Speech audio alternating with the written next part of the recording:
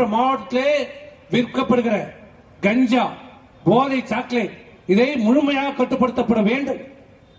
கள்ளச்சாராயம் ஒழிக்கப்பட வேண்டும்.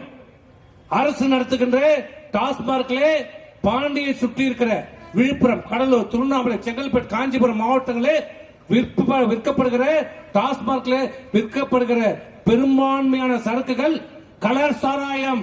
கலர் சாராயம், கலர் சாராயம். நன்றாக கேட்டுக் கொள்ளுங்கள் எஸ்பி அவர்களே.